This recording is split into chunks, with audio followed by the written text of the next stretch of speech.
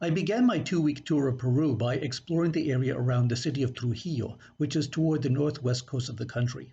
And it was during these first 2 days that I had the chance to explore several of the major archaeological sites belonging to the Moché and the Chimu civilizations, which predated the Inca. It was during the end of my visit to the site of Chan, which was a major site of the Chimu civilization, that I had a visit to a souvenir store where I saw a book rack that had two wonderful little booklets, one of which I explored in a previous video dedicated to the clay art of Chan, which was of the Chimu. And while I was at the gift shop, I also found this booklet, a small paperback about the Moché god Apaec, who was one of the major deities of the pantheon. And the Moché pantheon is very interesting. It is a fascinating subject that I plan to develop in a future video. But I would like to dedicate today's talk to some of the highlights of this booklet. It's only about 15 pages, and it is an illustrated account of the legend of an ancient king of the Moché civilization. The story is a brief recounting of some of the major episodes that took place as the Mochica civilization, or the Moché, were fighting against a rival society called the Huamanchucos, and how during these times, Moché people elected a S.A.C, or a governor, to lead their armies to take the battle over to the Huamanchuco civilization themselves. And you can see that there are many illustrations across the pages that highlights some of the important episodes. And they focus on this governor who was eventually disfigured through a debilitating illness and was unable to be healed.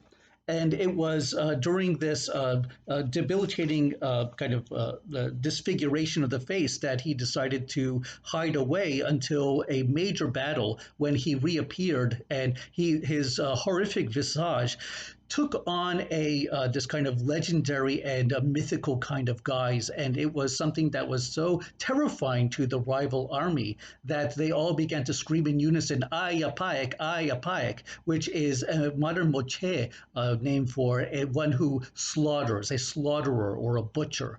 And this became an epithet for this leader, who returned to the people and as a king, and would eventually take on a kind of protective figure for the Moché civilization. And so he would kind of live on in legends as a protector and a patron deity. As he underwent apotheosis, he became a deified figure that would become one of the most important deities, if not the primal, the principal deity of the Moché civilization, and one of the most recurrent and important in the art and the architecture of the Moché culture.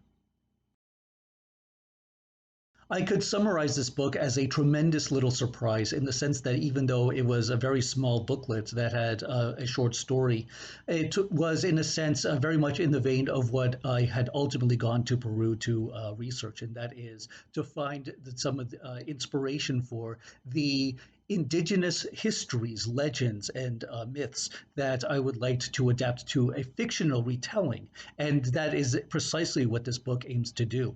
And I like how at the end it also includes a small questionnaire that would encourage students and teachers to think about, reflectively about the content in the story, and maybe expand on it. What else could you learn about the Moché by visiting some of the archaeological sites or researching local libraries? So ways to look at Peru's educational resources in order to learn more about the indigenous history of this part of the country. One last thing that I will say about this work is that I admired its efforts to use the archaeological details to reconstruct the images, and also other aspects of the Moché culture. They even used a variety of vocabulary terms from the modern Mochica language, which is one of the ways by which it seeks to bridge the ancient history of this part of northwest Peru with the contemporary indigenous peoples who still inhabit it. And so all in all, I was very impressed with this discovery, and I'm very happy to present it as a part of the Books in Peru series.